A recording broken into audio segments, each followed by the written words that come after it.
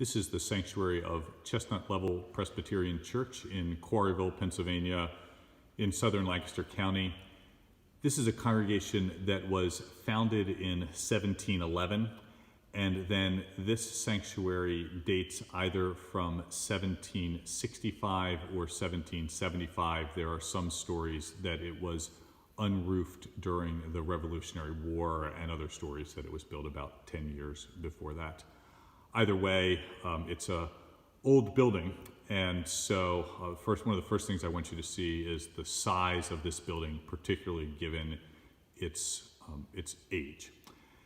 So when this building was built, there were I'm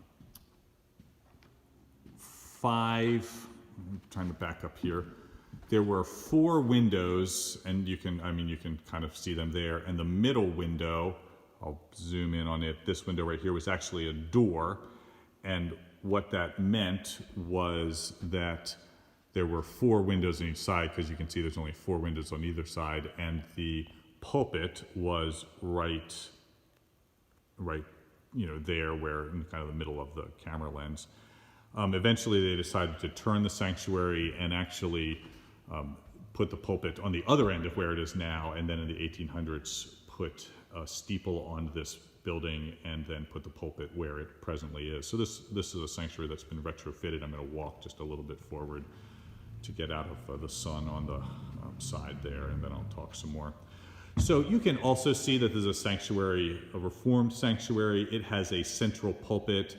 It normally sat in the middle in front of those 3 chairs. It's a little bit off to the side now because the pastor likes to stand off to the side and not be always behind it when preaching. But you can see that there's a size here. There's also a simplicity to this sanctuary, which reflects the emphasis in the Reformed tradition on keeping worship simple. You can see that this is a sanctuary that has moved some into contemporary worship. There's a contemporary music right there. It's also a sanctuary that continues to have an organ that's a little bit blotted out by the light there, but there's an organ in this sanctuary. It's in Lent is a sanctuary, as with many of the Reformed traditions, that keeps the church calendar, and so you can see the parament and then the cross show the purple of Lent. This is also a building that has seen a lot of different uses. There are other people who use this building in this space, and there's a care for the community here. You will see a flag, 2 flags up front, an American flag and a Christian flag. So many of the mainline churches have a historic relationship with what we might, on an academic level, call civil religion, and have ties to systems in this country that do have some historical background, but also are a result of longevity in our country and ties to the people who created the United States of America and wrote our founding documents. One of the stories that Presbyterians tell is that the only clergy person who signed the Declaration of Independence was John Witherspoon. That's somewhat debatable, and that there were some other pastors. It is the case, though, that the only one, I think, who would have put Reverend in front of his name was John Witherspoon. I'm going to walk up front, and then we'll turn around, and I'll show you a little bit more of things about this sanctuary. You can see the table there and the pulpit, again, word and sacrament. You can see both simplicity and also a desire for, I think, an emphasis on God's majesty and wanting the focus to be on God. We'll come up and stand in the pulpit area and then just look at the, look. So there's the view of this sanctuary. It is a rather large sanctuary for its age in particular, and reflects a commitment to this community. Like many of the Reformed tradition sanctuaries, it has an ability for lots of people to be involved, and you'll see actually cutouts and pews. Those are relatively recent to be more accessible, so there's a concern here for accessibility to people And you can also see in the back there that there's some windows, and there's actually a foyer behind that where someone could stand with a child. I think another thing to note about this particular sanctuary is that it is kind of in the middle of a cornfield, and so it reflects the history of the people who would have settled here.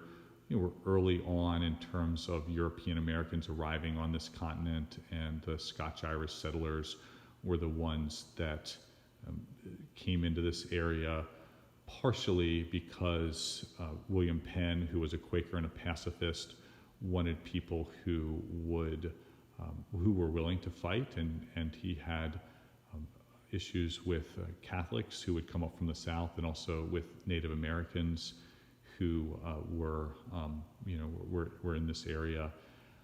Another thing to tell about this particular congregation is that the person who gave this land wanted three provisions, and one was that he would be able to worship here without ever paying pew rent, and then there'd be in perpetuity an ability for his family to be in the sanctuary, and also he wanted his slaves to be able to worship in this sanctuary, which there's a couple of things to say about that. One is, first of all, it's horrifying to think of slavery and